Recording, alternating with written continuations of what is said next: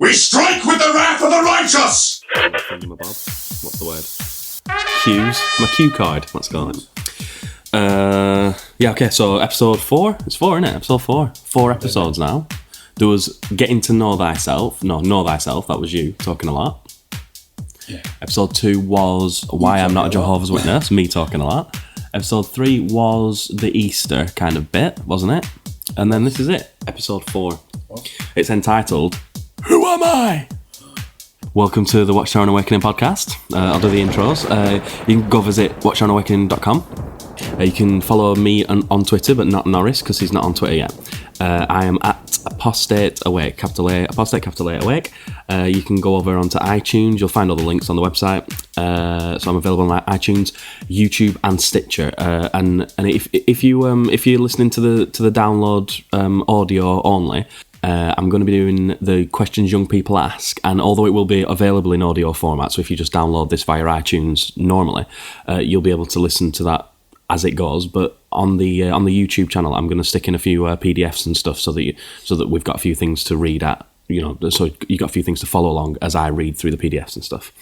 So I can be a bit more of a presence on YouTube, I guess, and then, a bit of exclusive content and stuff. Oh, speaking of exclusive content, we have our first patron via patreon.com. That's the one link I forgot to put on my cue card. patreon.com//Watchtower and Awakening. The dude, I can't remember his name, I feel really bad about that, but it's the host. He only gave you $1. He only gave me $1. No, but it's $1, either $1 a month or $1 per thing. Wow. That's what the Patreons so give. Does he proactively pay, or every time you release something, $1 comes? Yeah, it's kind of. I think they have a maximum of like 4 things per month. That's how Patreon works. But basically, like, you're a supporter of the thing. He's the host of No Godcast, so he does a really good podcast where he interviews people that seem some of them are quite prolific as well. So he's he's doing it well, and he feels free to give me $1. Mm. So I'm happy about that. Yeah. So hi, No Godcast. It's exactly like the Catholic Church, only we don't use the money that you'll give us to harbour paedophiles. We will just simply buy better microphones. Cynical, aren't you? we'll simply buy better microphones and like on the last one I said, we'll be able to afford Class A drugs and stuff. But I guarantee I still won't feel up any kids even when I'm on Class A drugs. My children have taken the offertory to the priest in the past. Is that a euphemism? They've taken the offertory. Oh, that's bad.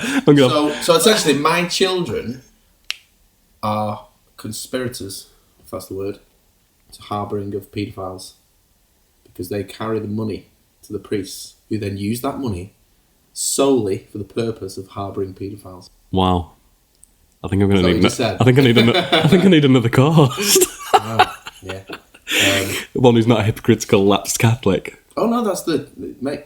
Excuse me. Or should I just say a Catholic? Because exactly. I've never known one that follows the dogma yet. No, exactly. Brilliant. Okay, so what we're talking about in this episode, it's entitled "Who Am I?" And that's basically because I'm going to go through like a few definitions, or rather, how I define myself, how you may define yourself, and how we as the atheist community define ourselves. I'm always clearing up misconceptions about atheism, just in general. Like even when I've spoken to people that do not believe in God, and they will say to me that they do not believe in a God, and they'll say, "So I'm an agnostic. I'm not an atheist." And I've had to point out that no, they are an atheist because they've been presented with supposed evidence or proofs or logical conclusions to God's existence. But they have rejected those claims, so I've had to point out to them that they are clearly an atheist. It's just that they in kind of like social language, not talking like the actual definition of the word. A lot of people they sort of see this they see agnosticism as a soft atheism.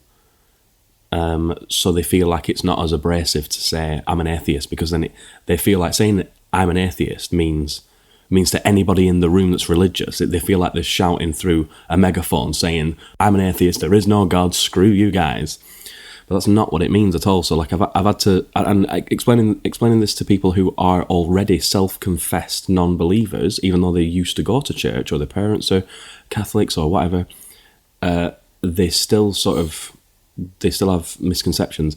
So the first The first thing is clearing up misconceptions in general. Okay, I've been listening to you. Yeah. So you arguing that agnosticism doesn't exist? There's no such thing. No, not at all. No, So what is agnosticism to you? Okay, so atheism and theism is about the acceptance of a belief in a theological God or a God that created the world and has some kind of presence. So you can either believe that and therefore you'd be a theist, or you can just disbelieve the proposed God, in which you would be an atheist. Mm-hmm. Gnosticism and agnosticism is based around knowledge. So Gnosticism. Yeah. And agnosticism. No, Gnostics and agnostics. Word. Yeah. I just thought there was agnosticism. That's why the A is there, because Gnostic is knowledge and agnostic is without knowledge, or pertaining to the lack of knowledge. You're quite brainy, aren't you? Thanks. So Gnosticism is knowledge, to have knowledge. Gnosticism is something. It's pertaining to knowledge. In fact, I've got the definition, a couple of definitions here.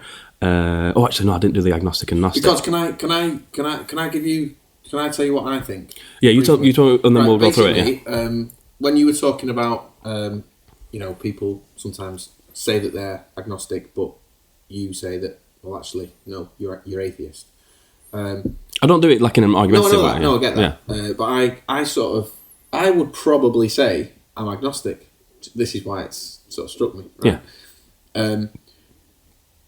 The reason I say that is because I see agnosticism. Maybe this is just my definition of what agnosticism is. Yeah. But that's good, because that's clarifying. That's the whole point of the podcast. Yeah. Well, I sort of see it as sitting on the fence, right? And I've got a view of both sides of the fence. On the one side, you've got people who feel quite certain that there is a God. Whatever religion they happen to be in, they believe in something. They have so-called faith. Yeah. In a God. And then on the other side of the fence, you've got people who are just as sure that there is no God. Mm-hmm. And that's what I define that as atheist, right? So, but each side are almost as sure as they are. Whereas I sit on the fence and say, well, I'll never be sure. I don't know. I will never be sure. Therefore, I'll sit on the fence. I don't have... I will never have the knowledge that proves it one way or another. So I'll sit on the fence, let everyone argue it out, fight it out, and I will eventually find out or not. Yes, okay. In my grave. Now, that's really good that you've mentioned that, because... Well, I'm a good person. You're a good Catholic. No, it's good that you mentioned that, because you talking just then, there would have been people listening to this podcast and they will totally agree with what you just said, and they will be, in their minds, they will be agnostic, and yet they will also be atheist. Okay? So there'll be people listening to what you just said going, no, and there'll be other people just going, yeah. And the reason is, it's not that anybody's like... It's not that anybody's like ridiculous, wrong, right, or all it is with religious talk and with like the colloquialization of language, you end up like losing what the definitions are, and it's because of how we speak about them. It's nobody's fault. Like this is just how language evolves. So does my definition make me atheist? Theism and atheism is to do with belief. Agnosticism and Gnosticism is to do with pertaining towards knowledge. Okay, so for example, I'm just gonna flick over onto watchtoweranawakening.com onto a podcast, onto a post entitled "What Do Atheists Believe?" and I'll link that in the YouTube thread at the bottom there as well. I won't read all of it. It's just towards the end.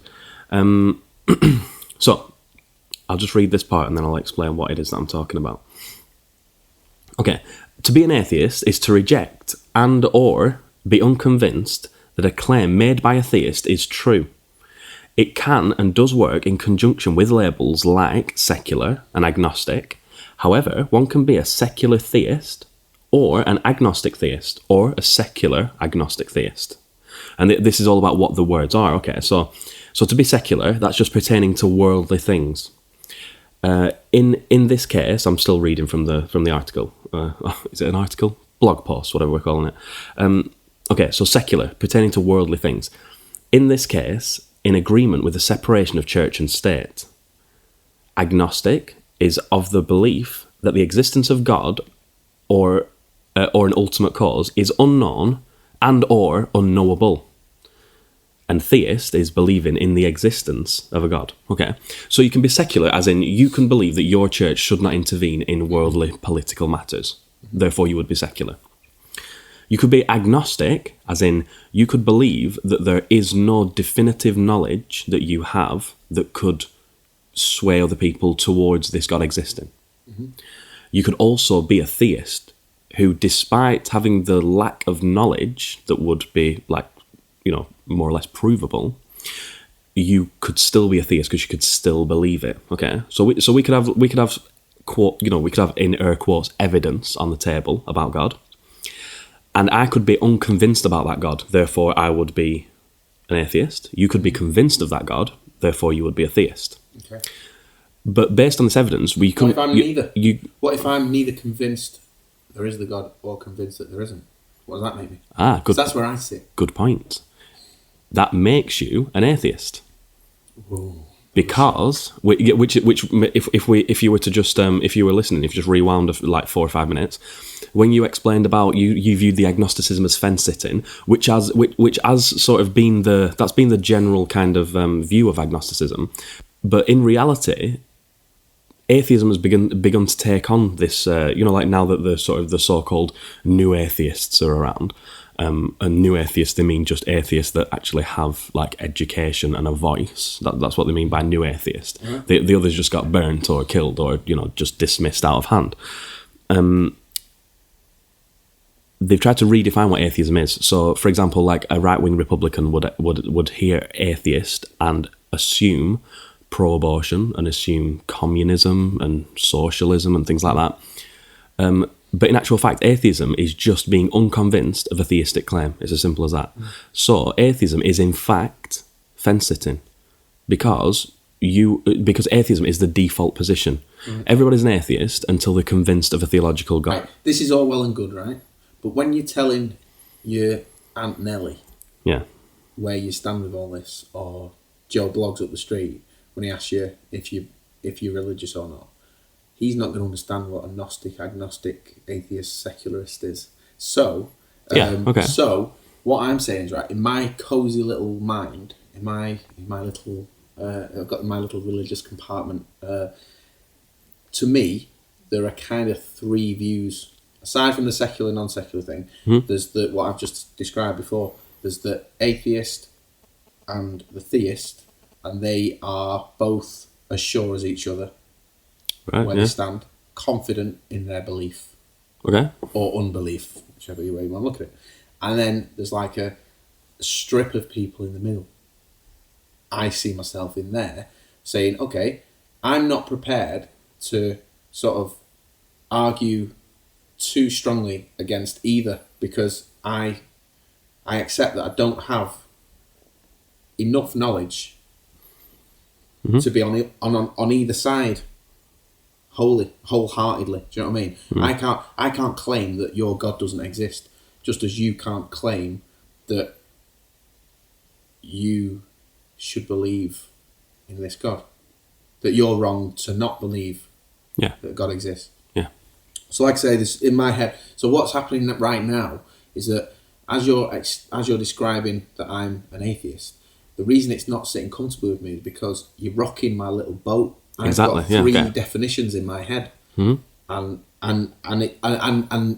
the whole, I might be wrong here, but on the whole, the majority of people who think about this fleetingly, they will probably have a similar kind of thing. Like, I'm not talking about people who think about it in depth. People who kind of go, okay, you got atheists, you got religious people, and then you got people who kind of sit on the fence and say, okay, well, I'm not an atheist because I don't know. But also, I'm not religious because I don't know. So I'd rather just wait and see what happens. I'll just sit there. Yeah, and in localized language, basically passive and lazy. Passive and lazy because what we're saying is, I see it as if I'm agnostic. This is how I see it. It's my version, as I said. If I'm agnostic, I don't really have to do anything because I don't have to prove anything. I can just let everybody else do all the hard work for me. And then when someone provides, if one of the sides provides undeniable evidence that they're right. For example, if someone proves that a particular God exists, or someone proves that no gods exist, then I can lazily get off my fence and move to the other side. Brilliant. Right. Okay. Wow. The good thing. Paint me in a good light. That does it? It makes me sound. Well, it depends. weak. It depends what your train of thought already is. Because see, I get a little bit manically obsessive about this kind of stuff. Yeah. So, which is exactly why I wanted you to be like the co-host, yeah.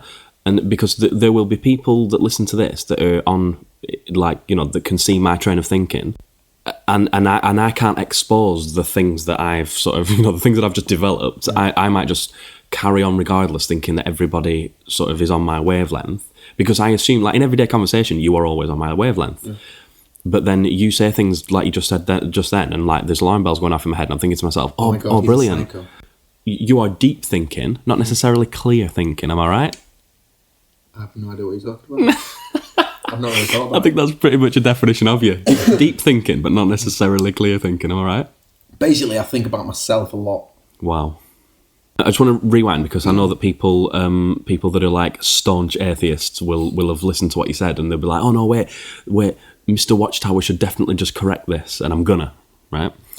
Because you mentioned sort of fence sitting as an agnostic and waiting for one of the sides who sort of believe, they're diametrically opposed, aren't they? So the theist is like, yeah, I believe this, and the atheist is like, no, I don't believe that. Both sure of something. Right. And I'm not sure of anything.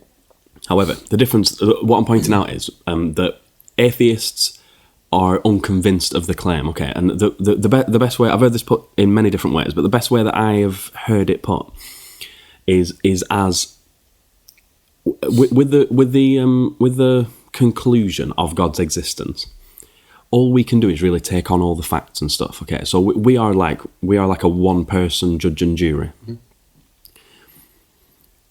The theists have the positive claim. They claim that a God exists, and they claim that they have reasons that you should also believe. Yeah? In the words of Mr. Hitchens, they have all the work to do. Exactly, yes. That's what Hitchens said. Yeah, they still have all the work. Even if they proved a God... All the work is ahead of them. Yeah, even if they proved a God, they would prove deism, but then just because you prove a God, the work is still ahead of you. You've still got to prove that it's the Christian God, or the Islamic God, or whichever God we decide to choose.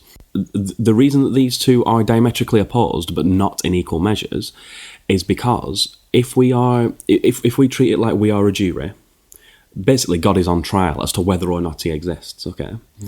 So, because atheism is the default position, because with the assertion that this particular God is in fact true, the onus, the proof, the burden of proof lies with the theist at all times. An atheist is a fence sitter because an atheist simply waits for some evidence. And to say that the theistic claim is the theistic claim is not believable by that atheist means that they are, by definition, an atheist. But it's not a pronouncement of unbelief. The conclusion that we're looking for as to whether someone is guilty of murder is guilty or not guilty. You need to be convinced of that person's guilt in order to say that they are guilty. But to say not guilty does not in fact mean innocent. So maybe agnosticism then, in my worldview, is passive atheism, because I'm waiting for stuff. I'm kind of happy to sit here and either be provided with knowledge, proof, if you want to call it that, or not, right? But then there's the other side of it, which is more, some may call it extremist atheism, where you're actually proactively demanding proof and searching for evidence that God doesn't exist, right? Yeah. So I'm more passive in a way. Like it doesn't bother me either way. Do you know what I mean? I don't need proof. I'll say it again. I don't need to be convinced either way. I can kind of, if that doesn't worry me, if I don't need to be convinced either way, then I can just sort of wait and see what happens. Yeah. So again, it comes down to being a little bit lazy. not needing No, to. I don't think it's being lazy. I think it's just you're as into this subject matter as you are, and you're into it like in a sort of in an anthropological kind of way. You're into it like It's a new word, another word. it's not a new word. It just means like you're like as personality. You know, like as far as human beings are concerned, the human condition. It's like basically the study of humans. So in an anthropological way, you are interested in religion, in human beings, and and how religion and how sort of the states of mind of people affects their sort of the way. I'll tell you what I'm interested in more than anything with regards to religion and stuff is I know people who genuinely benefit from their religion and the sense of community. You know, the sense that you're part of something that's greater than yourself. Not greater as in better, but bigger than yourself. But I'm not dismissing what you're saying at all. So what I'm saying is, from an anthropological point of view, it's not that what they believe is true necessarily. I don't believe that what they think is true. Like my dad is very convinced that prayer works, for example. Right? I'm not convinced that is true. But actually, when he talks to me about another angle, he says, well, actually, I don't see prayers as just sitting down and asking God for stuff. I see it as maybe doing something that you don't really want to do, but you know could help someone. So he says prayers are actions as well as words, but also positive thoughts. He believes that positive thoughts. Sorry. None of this that you're saying is bad or wrong, and I don't even disagree with any of it. But you've raised like 3 or 4 separate things that would be podcast worthy things. Yeah. So we're talking about like, you know, do people believe what they really believe, and does intercessory prayer actually work, and that, you know, that kind of stuff, right? I'd like to talk about the prayer one. Yeah. Well, we'll do that obviously. Like, because I'm always asking my mum and dad about that. Yeah. So yeah, we'll obviously do that because I've got a little bit of story to tell and stuff as well. And you know, we've both got our versions of prayer. But the only reason I'm not discounting it as such, but what I'm saying is because that goes off on a tangent that's too far to rein back in. What I'm saying is because we're talking about definitions. I mean, I can't remember exactly where we were because I'd have to rewind. But because we're talking about definitions, like what kind of definition would your parents have? Because you know, when we're talking about like deism, theism, atheism, agnosticism, what would they be? Because I think my mum and dad will be. Is this, if I get this right, secular theists? Yeah, I mean, I would go as far as to say that even though your parents are like believers and, you know, pray, worship, go to church, I'd even go as far as to say that they're secular agnostic theists, because there's no chance that your mum and dad would tell other people that they claim to know for a fact that it's all right. Otherwise, they would. I don't think they'd really accept I don't think they'd be as accepting and as willing to have the conversation, because really you can say anything. I don't think they just accept that other people's. They don't just accept other people's beliefs. They also believe that their beliefs are true to them. Yeah. So it's kind of like they're not trying to compete. And I believe that they believe what they believe is right. Yeah, but I believe what you believe is not the same as what they believe. If I believe that what you believe to be the case. I believe for every drop of rain that falls, a flower grows. A flower grows. Okay. Let's just rein this shit back in a minute, right? I can't believe this.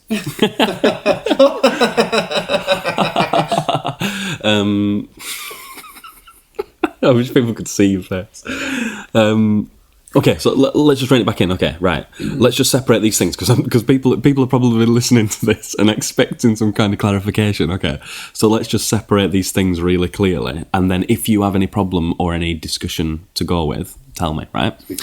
Okay. Are you ready? Yeah. If you believe in a God that decided to create everything, you believe in a creator God, yeah? Mm-hmm. Who sort of made the world, set evolution on its course, self-replicating proteins decide to sort of intermingle. Through process of natural selection, everything comes about. But God didn't really have much of a say in it. Didn't bother with any prophets, nothing like that. Yeah, he just made everything. You would be a deist. You believe in a God, and I've got a little I've got a thing here. It says deism: belief in the existence of a God on the evidence of reason and nature alone, with the rejection of supernatural revelation. Okay, so that makes sense, doesn't it? You believe in a God, but not necessarily one that gives a toss about the human race. Yeah. Okay. If then you decided that this God gave a toss about the human race and he spoke to us somehow through revelation, and by revelation I mean, as a descriptive term, but also like through revelation, the book of Revelation, things like that, you would be a theist because you believe in a theistic God, a God that has something to do with one of the holy books or whatever, yeah? Now, you can be a deist, believe in the God. Be a theist, believe in the God that does things to do with us, gives a toss, reveals himself. Yeah? An atheist simply doesn't think that the theist has enough evidence for their claim. Okay? And I explained in my most recent post, entitled Proof of God, there's going to be a second part to come, so stay tuned for that. I explained that if there was a proof of God, if proof of God happened right now, so that none of us could be an atheist because it was just so clearly obvious that this particular God that came to be was actually real, if it was the biblical God, a lot of the Christians would be like, see, I told you so. But really, my skepticism that leads me to my atheism means that I have prevented myself from believing in the wrong God because I've been presented with many gods.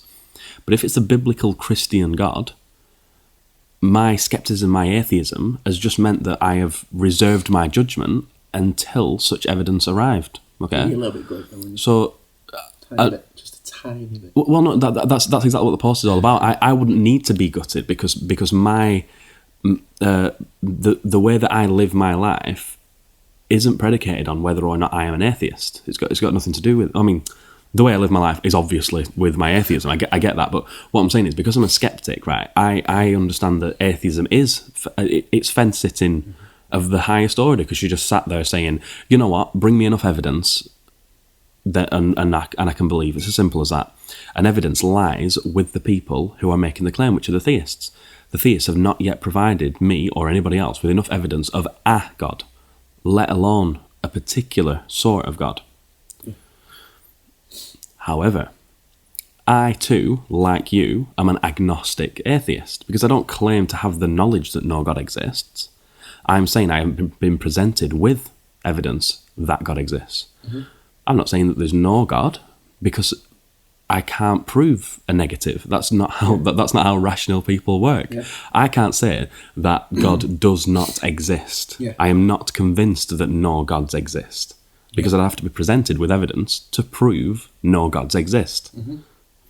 So, on the sliding scale of knowledge with atheism, you are agnostic in a more kind of like, you're an atheist because you're not convinced of a theistic God. Mm-hmm. So you are, in actual fact, an atheist. Yeah? Mm-hmm. And you're agnostic because you don't claim to know either way. And neither do I. All right, I'm further along the sliding scale where I'm as pretty sure as I possibly could be without definitive knowledge that no God exists, but I could not make the claim that no God exists. Okay. So some people, you see, that's it. Some people, so on the other end of the scale, so if you've got the scale and sort of like, I'm somewhere in the middle, roughly. You're a middle of the road atheist where you have not adopted any theistic teaching, and you're sort of as far as you can get without evidence. So you're as sure as you can be without evidence. But I also claim that the evidence for the lack of existence of God is by definition irrational. So I could never really say there is no God that exists. So what about then? So you go to the other side of the scale. A religious person who says, okay, I'm as sure as I possibly can be that there is a God, but I cannot tell you that God definitely exists. I believe in that God. Yeah. I have faith that this God exists, but I would never tell you that this is 100% certain, I won't ever be able to provide you with evidence, but I'm sure. What I'm saying is, I see it. There's two sides. Sort of, you've got atheists who are sure, religious people who are sure. Neither can actually provide evidence, which is fine. And I take the middle of the road option because I'm not sure. Yeah, but that's what I'm saying. Middle of the road is still atheism. You are middle of the road, which means you have not been provided with enough evidence of a theistic claim to make you believe in that theistic God, which leaves you being an atheist. It doesn't mean being an atheist does not mean that you have to run around waving the atheist flag with your scarlet A badge on your chest, telling all religion that they're all completely irrational and ridiculous, and you hate them all. Nothing to do with that. It just so happens that there's a lot of atheists these days that now that we have a voice, there are atheists that are waving that flag, and here I am waving that flag. I'm just dragging you along as like Baldrick, sort of, having your 2 pennies worth, and I'm hoping that you will see how high I raise the flag. Gives me a reason to not be with my kids. It does. I'm better, aren't I? You're better. Plus they're Catholics. Oh yeah, my kids are Catholic. If anything, they will take my flag from me. No, they won't. You know why? Because they're too young to get it. Stupid. They're too young yet to understand transubstantiation, that's why they haven't questioned it yet. But when they do, if you need a spiritual guide, I'll be there for you, Norris. Okay, just let me have a very brief rant, and then we'll move on quickly. Okay, I just want to explain that you know you said like there's a lot of theists that are agnostic theists. They believe in it, but they don't necessarily say to you, I have actual knowledge. Most of them will, because like they believe that knowledge is I know because of personal revelation, and God or Jesus has revealed himself to me in the spirit of the Holy Ghost, and blah blah blah, right? But that is officially the worst evidence that I could see, because it's psychological and it's personal. We don't accept things like that because it's irrational to do so. I can believe that what they think, that they do truly think. What they believe, they truly believe. Doesn't make it real. It doesn't prove to me that it could be real. Okay? So, in that respect, right, go and be religious. I'm not against people being religious, and I'm not against people believing in their Bible or Quran or whatever, right? It's got nothing to do with what they believe. It's the way that the beliefs make them react. If they could say, you know what I believe, and you don't believe what I believe, let's all hold hands and, we'll come to some kind of arrangement. No, because that's not good enough for most religions. It's about changing policy. It's about telling gay people that they can't get married based on what? Based on their beliefs, based on beliefs that they cannot prove. When they point to the Bible and say, it's wrong according to their Bible. There is no proof that their God exists. Otherwise, there would be no atheists. So that's where my sliding scale starts to be bumped up. That's when my atheism begins to shine through. It isn't because religion is there and I want to oppose it because it exists. I want to oppose it because it makes people react and behave in a way that if they believed it on their own, they would just be classed as ridiculous and thrown in a mental asylum, or just laughed away and never taken seriously. But en masse, like especially what's happening in America, and even just recently David Cameron said that we're a Christian nation, while Rowan what's it called? Rowan Williams. Rowan Williams. The former Duke of the former Archbishop, yeah, that's it, yeah. Former Archbishop, he said we are a post-Christian country, just recently. That's been in The Guardian and stuff. Post-Christian country. Yeah, Christianity is just starting fading away. It's in the background now. It would have sufficed for him to just say we are a secular country. That could have helped. But the point is most theists claim to want to be in the next realm. They want the hereafter. They want the next life when everything's going to be better, or they're going to be in heaven, or they're in a paradise on earth forever, like my mum and dad think they're going to do. And that's all very well and good, but they believe in the hereafter. But just like Christopher Hitchens said, that's how they live their life, but they want power in this one.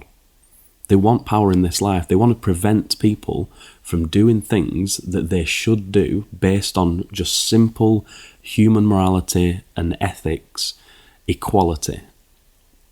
Once equality is being shoved away from people who do not believe these particular pronouncements of these particular religious people, that's what gets my back up. That's where my atheism begins to shine through, and that's when I start to scream from the rooftops that atheism isn't what they think it is.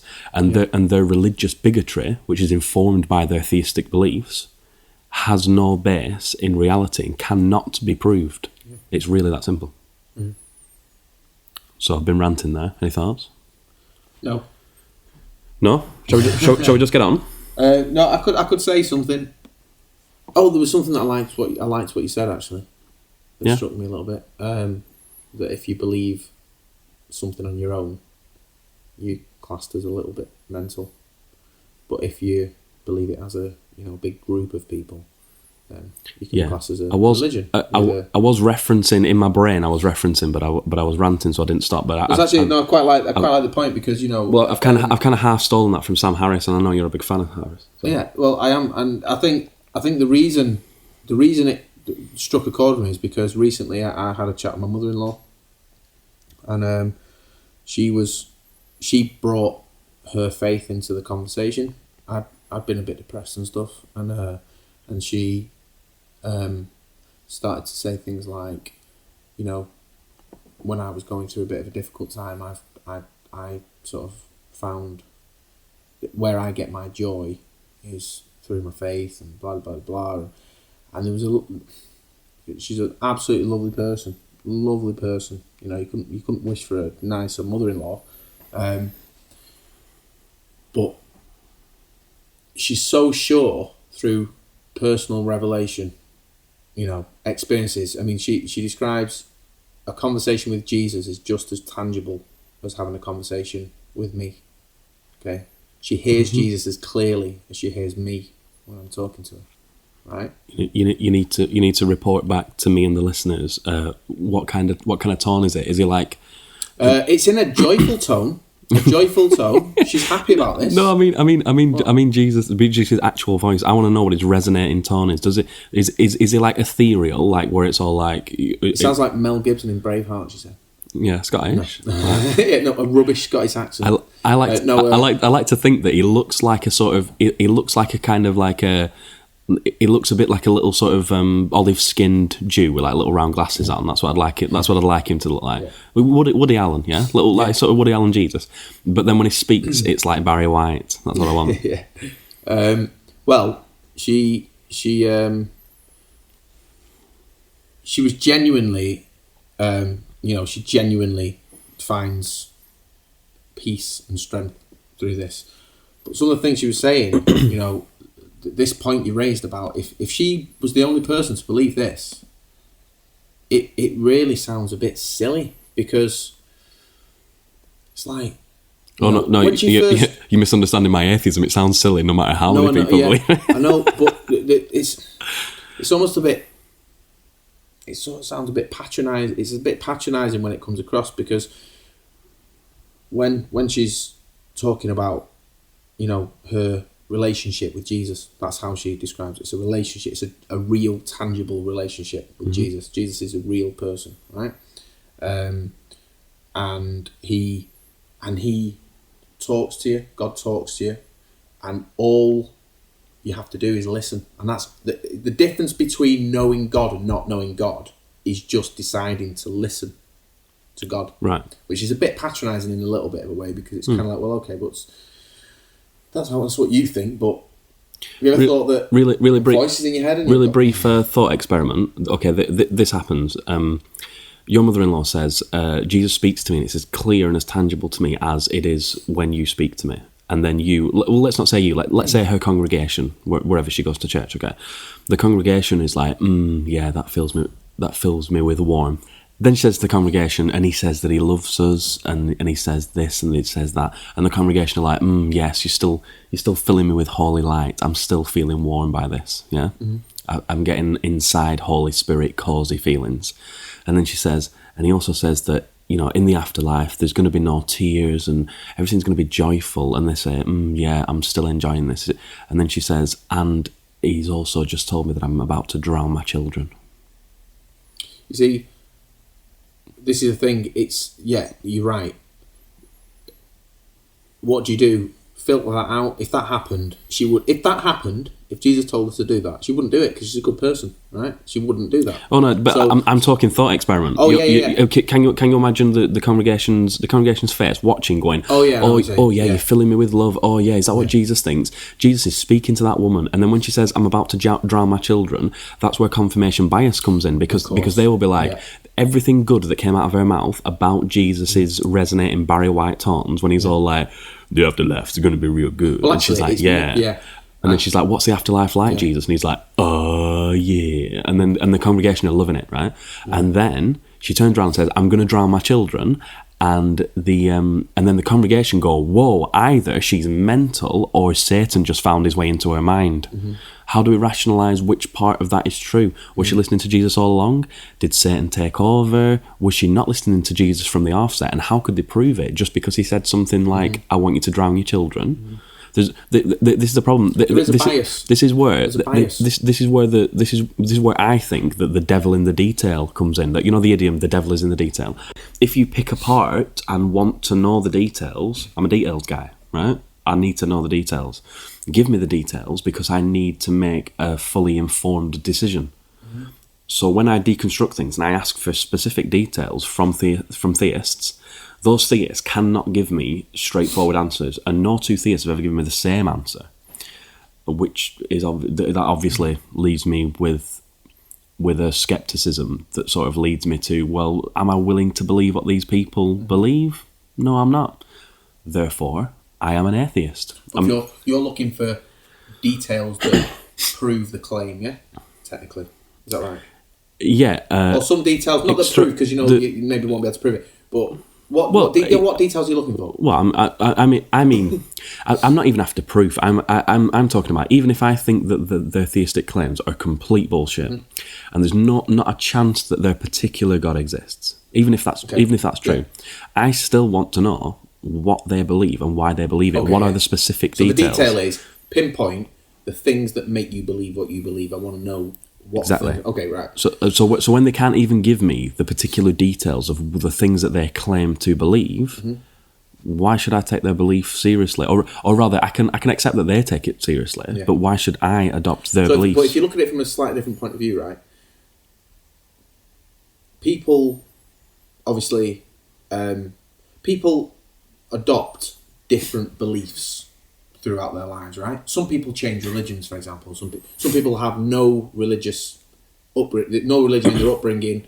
They don't, and then later on in life they become a Catholic or a Muslim or one of the others, right? And so you'd like to assume that these people who've either changed religions or adopted a new one have gone in search of the details, if you like. They want to know what it is all about. Exactly, yeah. However, I would argue, perhaps I might be wrong, what these people are looking for more than anything is, tell me what it is. No, they're looking for, if they meet somebody who is genuinely joyous, content with themselves, happy with the world, happy. Probably they're quite an inspirational person to that individual. They might be. This person might really inspire them, and then they find out that that person happens to be a Catholic, and then they start to be a bit intrigued. Well, what is it about the church? And then they find out that this person who inspires them, it is their belief in God that kind of motivates them to be this inspirational person or do the things that they do. Okay, so then this person might start to say, okay, well, I'm interested in this thing. A little bit like if someone says, someone looks really healthy and fit and well. People go, what do you do? Well, I do yoga and I do this diet and I do this exercise and I do this amount of, and then all of a sudden people want to know, okay, great, well, if I do that, maybe I'll be healthy, fit, well, look good. Yeah. Same with religion. If someone seems spiritually well, yeah, so happy, content, and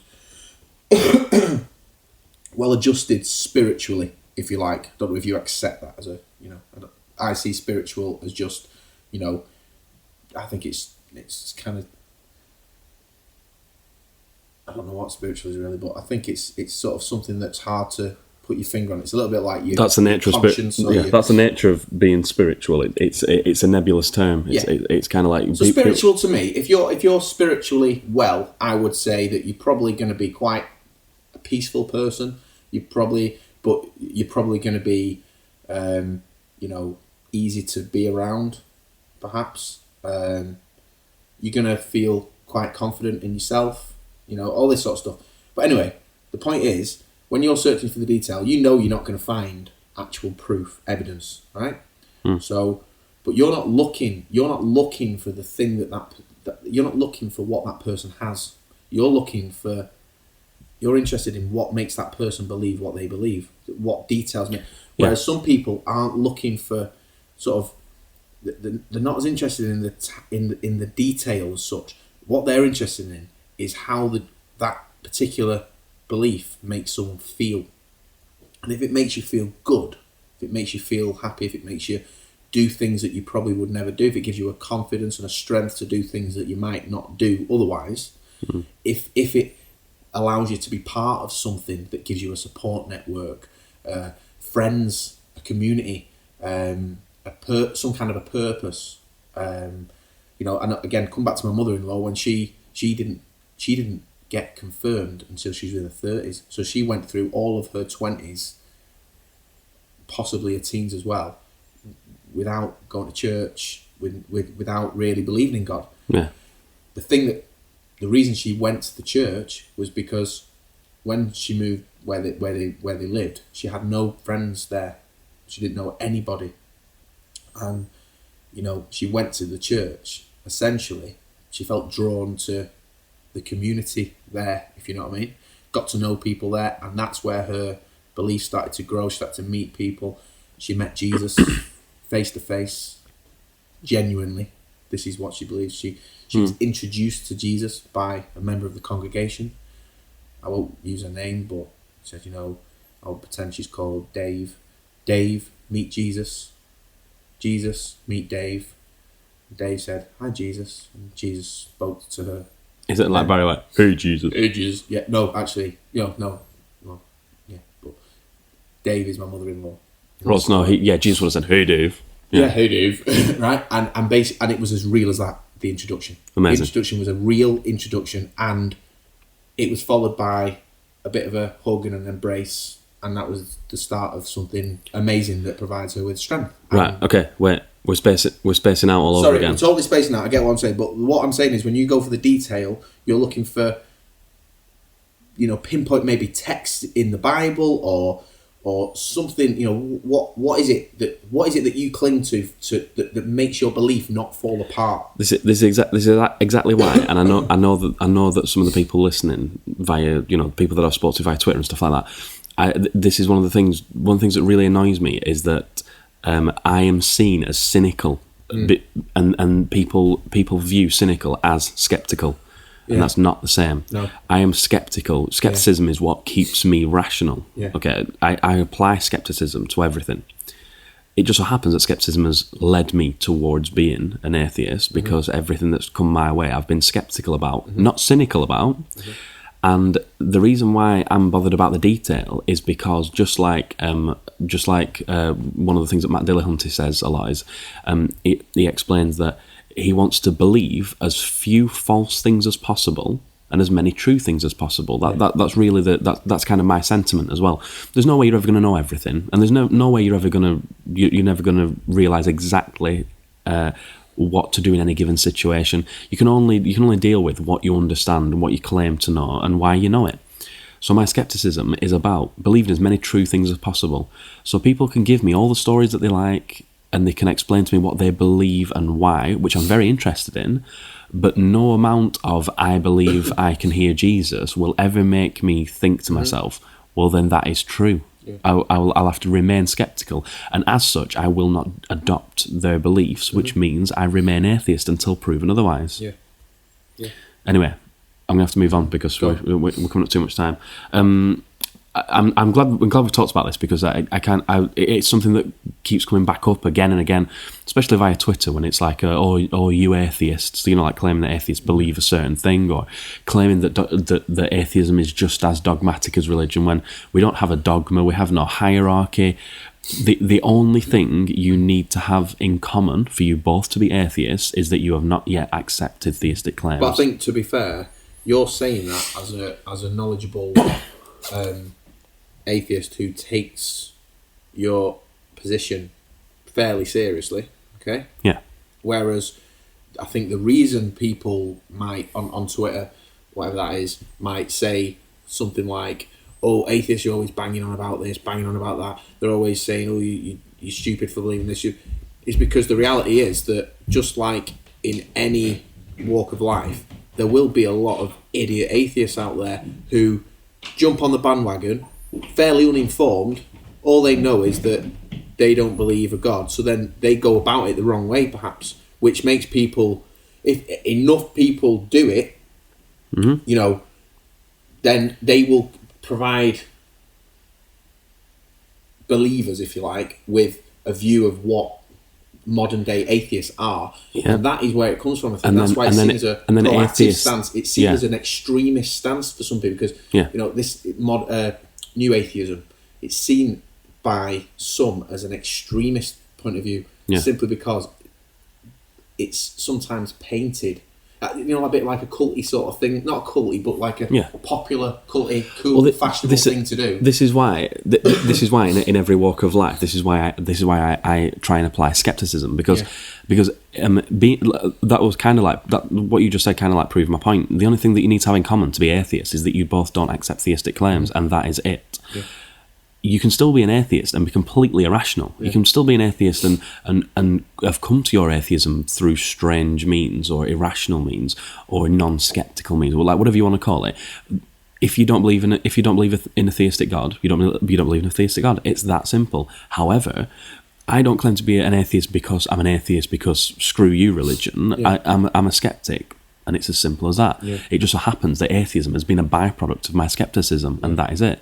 Because I still vaguely believed in God when I stopped being a Jehovah's Witness and things like that. Mm-hmm. I still... You have to wean yourself off him. Yeah, exactly, yeah. I didn't think I didn't think that the commandments were right, that I was expected to follow, but I wasn't sure why. I still believe that in some form of God, and I still believe that the Bible was more or less correct. It's a bit like being breastfed. Exactly, yeah. When you're breastfed, you enjoy that milk, and then you have to wean yourself away from the breast milk. And then you for the rest of your life you find nipples interesting, and yet you do not require milk from them. And then one day you realise that there's no such thing as a nipple, and you hadn't been breastfed at all. You've been bottle fed, but you were just told you were breastfed. I feel like that's a weird analogy. I don't know. I feel like that's a really weird analogy, but there's no chance I'm cutting that from the podcast because I think it's funny. I've been at work all day. Right, shut up. Sorry. Listen. Sorry, everyone. Okay, so I've defined myself. You vaguely defined yourself. This will be an ongoing thing, obviously. What do you mean vaguely? Well, I mean, because we've gone through the whole, atheist, agnostic, whatever. But I'm telling you, by definition, you are an atheist. By definition, you are agnostic. As am I. I'm just further along the sliding scale. It's really that simple. So you're telling me we're the same? So you're telling me there's a chance? Okay, right. One of the reasons I decided to do this as a podcast as well was because of one of the people that I follow on Twitter and I have conversed with, at Secular Lad, who is former Jehovah's Witness. He was mentioning that he's kind of, I'm pretty sure if... Harley, correct me if I'm wrong. Feel free to tweet me. But if I'm right, he still lives with parents and with his younger sister, as far as I'm aware. And he's fully fledged baptized Jehovah's Witness. Mm. And there was a bit of a discussion as to how people would view him, because they know that he no longer believes, so he claims to be secular, claims to be an atheist. and he put out a Facebook post and then had a little look at how fast his friends depleted. Now, he claimed to be an atheist, and I think I said something along the lines of, "Wow, so you're a fully out apostate?" And he said, "No, I'm not out as an apostate, because that I think that'd be too much for them to handle." But like apostasy is basically, it's forsaking the religion that you've claimed to adopt. So my point was, most Jehovah's Witnesses, in my experience, and in other ex-Jehovah's Witnesses experiences that I've spoke to on Twitter,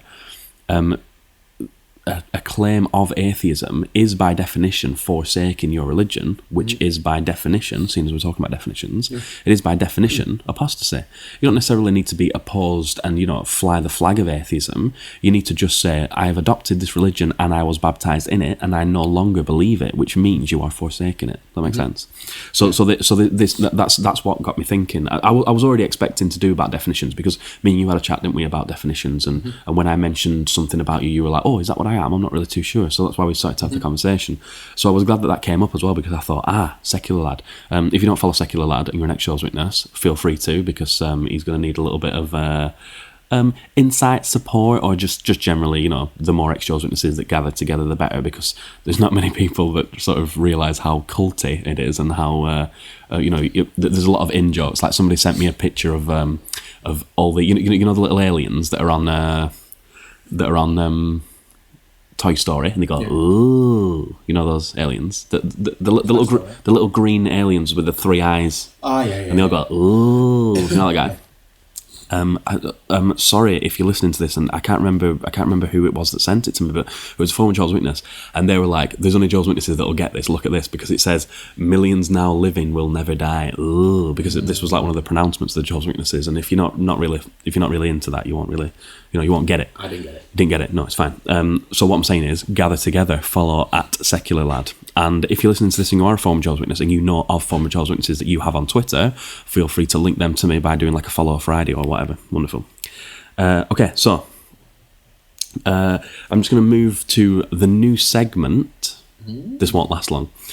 The new segment, I've entitled it, He's Got the Whole World in His Hands. This segment is dedicated to, it deals with the things that religion has done this month to benefit the development of mankind and work towards world peace, including financial, sexual and racial equality for the human race.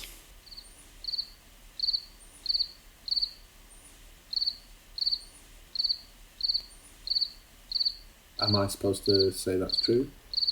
No, that was the segment. That was oh, right. that was the segment over. I had a look. I couldn't find anything. That was great. All right. Okay. Now I get it. Sorry, I wasn't listening to it. I was playing with this little piece of thread that I found. I wondered whether or not you were gonna think like we were actually gonna talk about something. I was like, no, that's not happening. No, right. Okay. I'm sorry. And then I realised you've been facetious. Facetious. Right. Let's get to this. Let's do this briefly. Are you ready? I'm gonna shorten this section a little bit because it went on too long last time. Is this the one where you tell me a few things and I get it right? Yes. Okay. Okay. Yeah. This is What's Sharon Awakening. This is the news.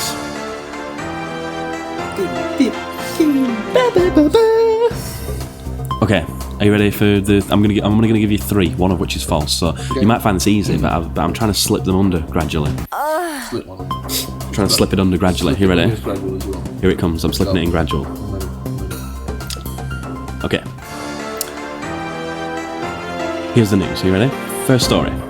A young girl from Virginia, USA, was removed from her Christian.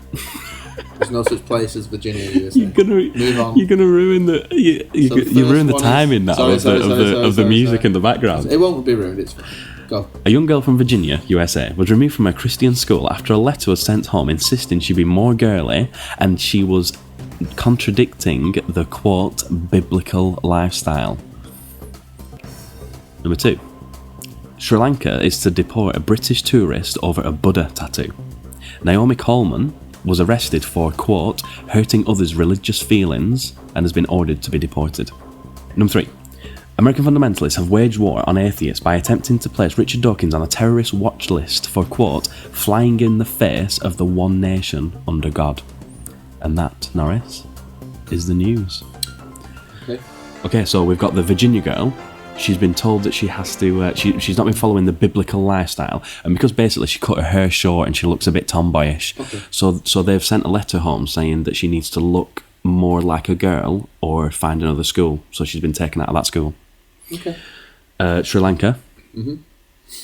Naomi Cole. She's been arrested for hurting other people's religious feelings in Sri Lanka for having a Buddha tattoo because they're a little bit like, about the whole depicting their god and things like that. Okay. A Buddha tattoo. Yeah.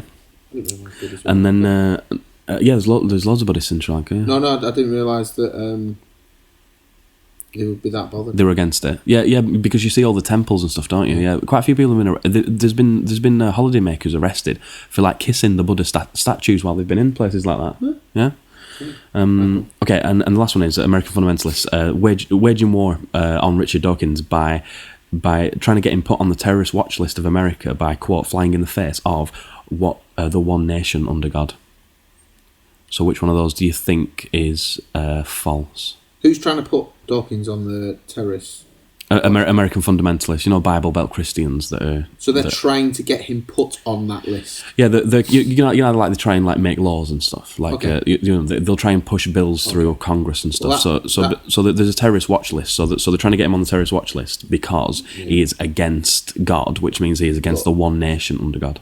If that one's false, I still believe it could be true, even if you've made it up. Yeah, that's the nature of it, isn't it? Because it's ridiculous, but it's possibly true. Right, so I think that one's true. Right. Probably.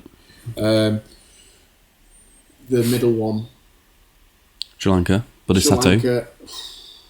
I always thought Buddhism was much more laid back and peaceful. See that's the whole. That's religions as they.